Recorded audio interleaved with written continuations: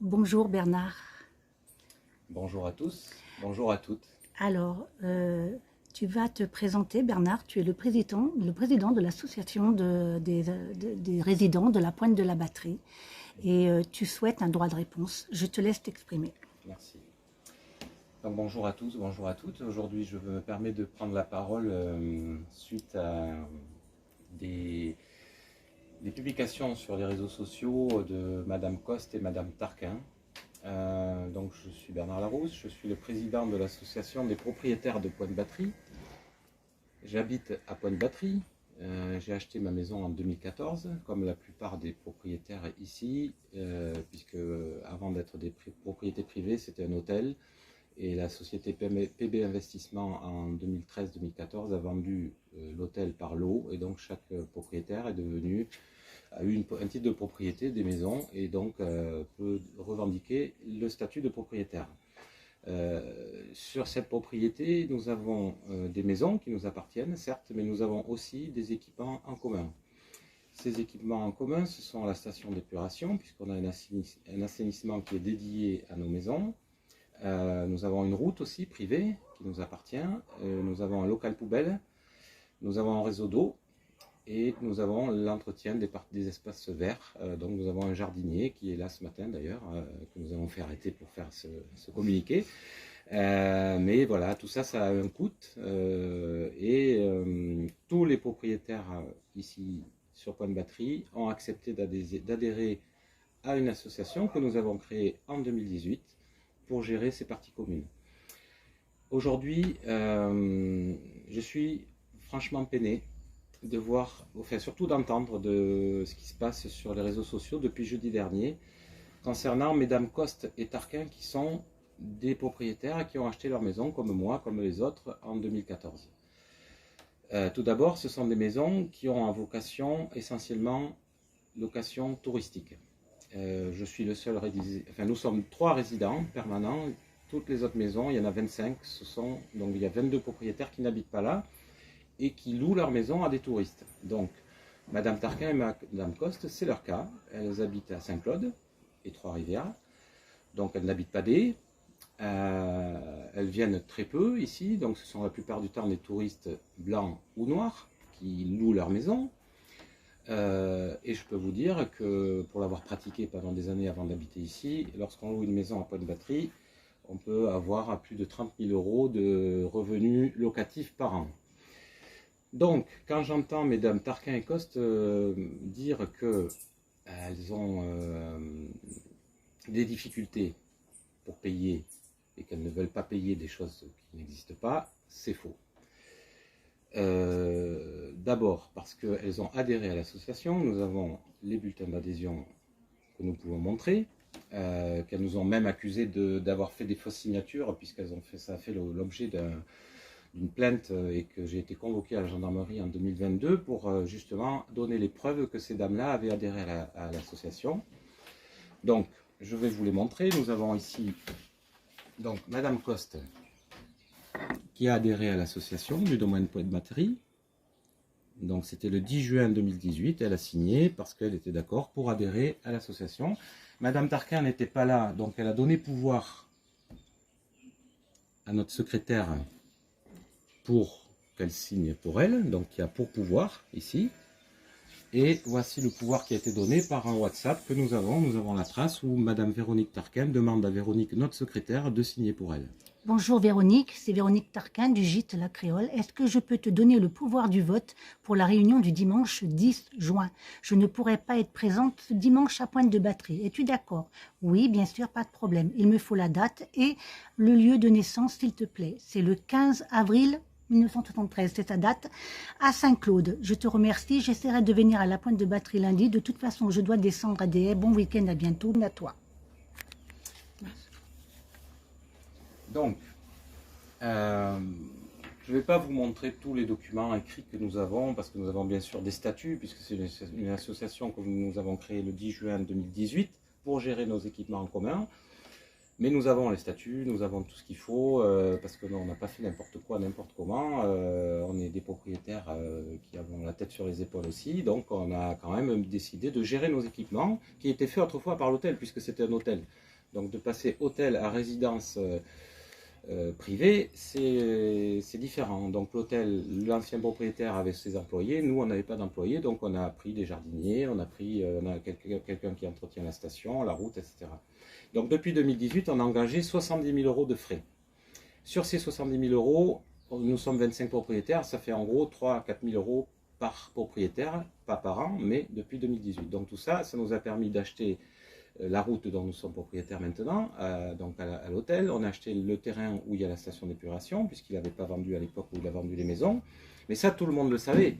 Chaque personne qui a acheté une maison à Pointe-Batterie, il a acheté entre 150 000 et 180 000 euros. Donc vous voyez, je vous dis tout.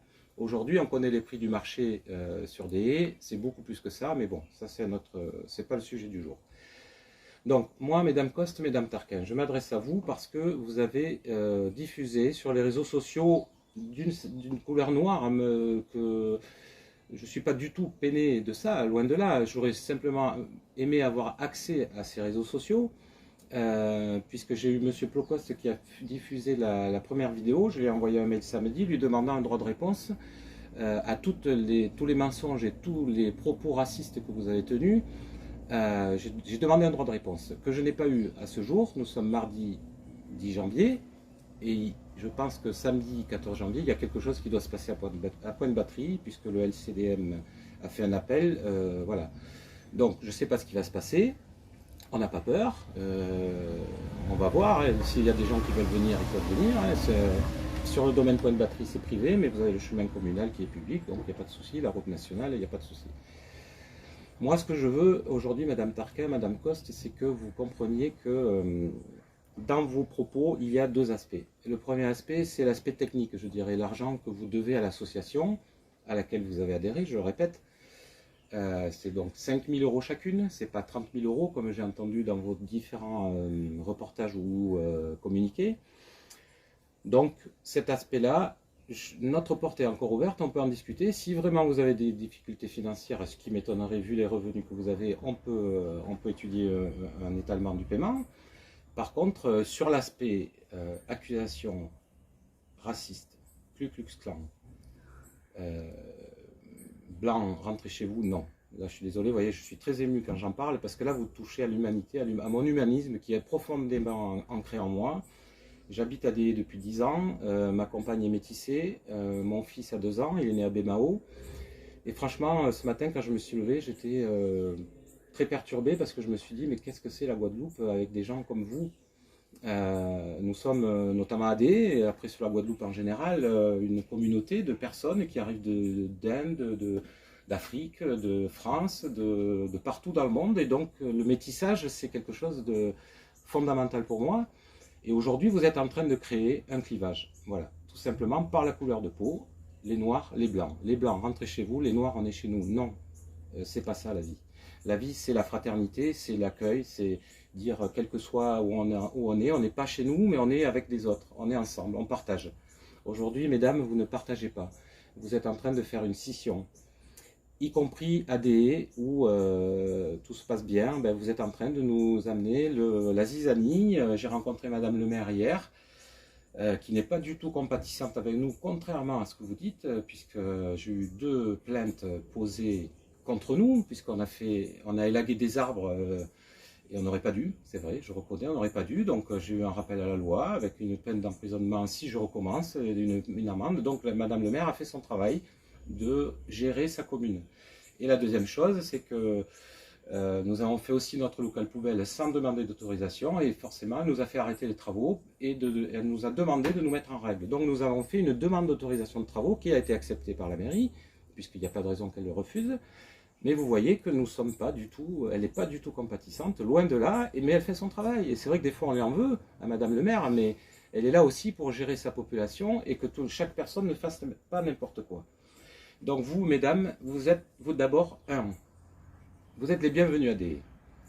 Vous n'habitez pas Déé. Vous voyez, je pourrais vous dire, ben, restez chez vous à Saint-Claude, venez pas mettre la zizanie à Déé. Je vous dis non, venez adhérer, bien entendu, venez faire votre business, puisque vous louez vos maisons, vous n'y habitez pas, je le répète. Mais simplement, soyez vrais, ne jouez pas avec les médias. Aujourd'hui, vous jouez, vous servez des médias qui sont acquis à votre cause, bien entendu, puisque vous êtes métissé, mais vous êtes quand même métissé noir de peau, blanche de peau. Moi, je suis un blanc, hein, vous le voyez, et je n'ai pas honte d'avoir blanc. J'ai des amis noirs, j'ai des amis, des artisans qui ont travaillé avec moi qui sont noirs, et ça se passe très très bien. Il n'y a aucun souci, on n'est pas raciste, on n'est pas que ce soit, nous sommes des frères. La politique, c'est pas mon truc, je ne suis pas là-dedans, les réseaux sociaux non plus. Mais aujourd'hui, j'étais contraint de répondre. Je ne voulais pas, franchement, contre l'avis, une fois de plus, de tous les autres propriétaires qui me disaient, vas-y, il faut répondre, il faut répondre. J'ai attendu d'abord d'avoir la réponse de M. Plocost avec son site, là, qui devait me donner le droit de réponse que je n'ai toujours pas. Donc encore une fois, ce matin, quand je me suis levé, j'ai dit, je ne peux pas rester comme ça, j'avais mal au ventre, j'étais pas bien. Pourquoi? Parce que vous avez touché mon humanisme, c'est pas l'argent, l'argent je mets de côté, ça m'est égal. Mais là, vous touchez des valeurs humaines qui sont fondamentales et pour moi, ça passe pas. Donc, mesdames Coste, mesdames Tarquin, je m'adresse à vous à nouveau. Cette vidéo est aussi pour vous, mais aussi pour l'ensemble des Guadeloupéens qui vivent en Guadeloupe ou en France ou partout dans le monde. S'ils voient vos vidéos, qu'ils aient au moins un autre avis sur ce qui se passe à Pointe-Batterie, sur la fraternité qu'on peut aussi avoir ici en Guadeloupe, entre des Blancs, des Indiens, des Noirs, tout ce qu'on veut comme couleur, peu importe.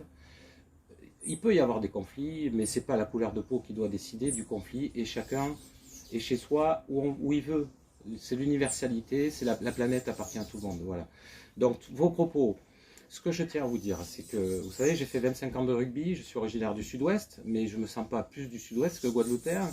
Je suis un homme qui vit aujourd'hui en Guadeloupe. Par contre, en rugby, vous savez, pendant le match, on est sur le terrain, on se bat, on veut gagner. Mais après, on joue la troisième mi-temps. Et la troisième mi-temps, on boit un coup, même si on s'est bagarré sur le terrain, on boit un coup, on discute et on fait la fête, et puis voilà. Et c'est ça la fraternité.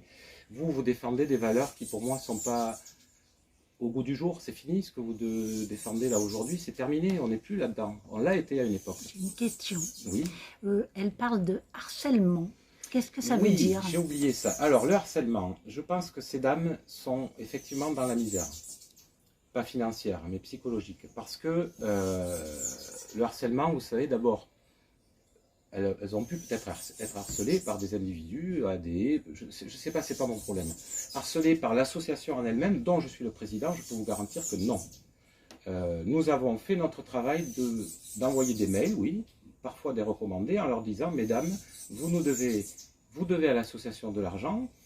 Cet argent-là sert à payer les parties communes, dont votre assainissement, dont votre eau, la route, enfin je ne répète pas, mais c'est des parties communes qui n'appartiennent pas qu'à un individu, mais à la communauté. Donc là, oui, on leur a envoyé des mails. Mais depuis, je pense que le dernier qu'on a envoyé, c'était l'année dernière. Voilà, cette année, je pense qu'il n'y en a pas eu. Je vais vérifier, mais en 2022, il n'y en a pas eu. En 2021, il y en a peut-être eu. Et en 2020, je me rappelle très bien avoir eu une discussion avec Madame Tarquin, où elle me disait qu'effectivement elle avait des soucis financiers avec sa boutique, etc. Et où je lui ai dit, attendez, il n'y a pas de souci, on va vous donner des délais de paiement, mais vous paierez. On a même une dame qui est résidente ici, qui est à la retraite, qui n'a pas de moyens, elle nous paye 100 € par mois. Voilà. Elle ne paye pas d'un coup tout, mais elle paye quand elle peut.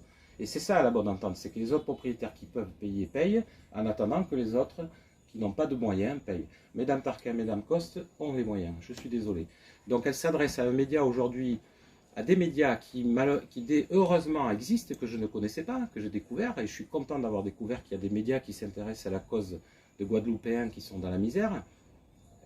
Ils sont là pour les défendre, ils amènent un appui public, ils amènent un appui éventuellement avec des avocats, le LCDM notamment, toutes les organisations, du CTG, etc. Je ne fais pas de politique, encore une fois, ni de syndicalisme, mais quand je vois ces syndicats et tout ça, moi j'écoute leur discours, je me dis oui, ils ont raison, je ne suis pas d'accord sur tout, mais il faut pas laisser passer certaines choses. Et les vrais débats aujourd'hui, en Guadeloupe, ils ne sont pas sur Madame Tarquin et Madame Coste, ils sont sur le chlordécone, ils sont sur les déchets, sur les assainissements, sur la misère des gens, sur les jeunes qui n'ont pas de boulot et qui quittent la Guadeloupe parce que la Guadeloupe, aujourd'hui, il n'y a pas d'emploi. Là, il y a des débats à faire. Et ces instances-là, ces syndicats en question, ils devraient se focaliser sur ces gens-là plutôt que de mettre en valeur deux individus, Madame Coste et Madame Tarquin, qui défendent leur cause à elles. Et j'ai vu sur YouTube, sur la première vidéo de M. Plocost, des réactions de Guadeloupéens qui vivent en France, disant on va aider ces personnes-là, on va créer une caisse commune, en gros, pour les aider financièrement. Mais s'il vous plaît, ne faites pas ça. Enfin, là, je me mets en opposition parce que ces personnes-là n'en ont pas besoin. Aider d'autres personnes en Guadeloupe qui ont besoin. Voilà, c'est ça la fraternité, c'est ne pas se tromper de cible, aider les personnes qui sont dans le besoin. Et puis voilà, les fake news qui sont colportées par ces personnes-là, il faut que ça s'arrête. Donc, comme je vous disais, et je vais arrêter là mon discours parce que je ne veux pas vous abreuver de choses qui seront jugées par les tribunaux, puisque Madame Coste et Madame Tarquin, je m'adresse à nouveau à vous pour la dernière fois, il y aura une procédure, 2 procédures. Voilà, donc je garderai les informations pour moi pour l'instant, donc sachez qu'il y aura l'aspect financier et l'aspect des propos racistes que vous avez tenus et diffamatoires. La mairie fait son travail pour prêcher pour sa paroisse et je la laisse faire. Nous, en tant qu'association, nous devons nous défendre. Donc, il y a la première étape qui est celle-ci où je vous informe de... Donc, vous voyez, je ne vous prends même pas à contre-pied, je vous donne les informations et j'informe votre public que ce que vous avez dit, c'est faux, je le maintiens, j'ai toutes les preuves, tout est faux. Les 30 000 € de charge qu'on vous demande, c'est inventé, je ne sais pas d'où vous le sortez. Vous amalgamez tout, le blanc, l'argent. Non, non, il faut arrêter ça, s'il vous plaît. Stop. Moi, je dis stop. Il faut maintenant être raisonnable. Des adultes, nous sommes des adultes. Donc, si vous voulez, encore une fois, moi, ma porte est ouverte. On peut en discuter ensemble. Vous voyez, je suis prêt à discuter avec vous, tous les 3, ou avec vos amis, avec qui vous voulez, ça m'est égal. Aujourd'hui, je suis un homme ouvert et j'ai toujours été ouvert. Donc, il y aura cette partie de discussion possible, c'est la partie financière. Par contre, l'impossible, je vous le dis tout de suite, c'est tout ce que vous avez dit sur le racisme. Et ça passe pas. Qu'on soit blanc, noir, encore une fois, je répète, quelle que soit la couleur de peau, ce sont des propos qu'il faut sortir de ce discours-là. Aujourd'hui, on est en 2023, on a souffert avec le Covid, on a souffert de beaucoup d'événements. Il faut arrêter ça, parce que là, vous êtes en train de déclencher quelque chose. Je ne sais pas ce qui va se passer samedi 14 ici. Je pense que j'ose espérer que ça sera dans la fraternité, encore une fois. Mais attention, ne réveillez pas des personnes qui sont effectivement dans le besoin et qui se disent voilà, il y a des blancs à point de batterie qui sont là, qui harcèlent nos compatriotes. Non, c'est pas le cas. On ne vous harcèle pas. Vous n'êtes pas dans le besoin. Psychologique peut-être, mais ça, c'est pas mon souci. Je pense qu'il y a des méthodes pour arriver à calmer ça. Moi, je suis là pour modérer tout ça. Donc il n'y a pas de haine dans mon discours, il y a juste de l'amertume, comme je vous disais. Quand je parle avec mon cœur, je ne parle pas avec des idéologies, etc. C'est mon cœur qui parle. Mon grand-père a fait le Front populaire, il a été résistant, il m'a donné des valeurs. Et ces valeurs-là, aujourd'hui, je vais les inculquer à mes filles et à mon fils qui est né ici en Guadeloupe et lui dire, mon fils, tu vois, tu as 2 ans, la Guadeloupe est belle. Il y a des gens effectivement qui veulent créer des tensions entre nous, mais il ne faut pas en tenir compte, il faut juste les aider à aller vers la paix. Voilà ce que je dois vous dire. Merci beaucoup pour votre écoute, j'espère que je n'ai pas été trop long, que ça a été assez clair. Merci et Bernard. j'espère vous revoir prochainement. Merci Bernard, on va se tenir au courant.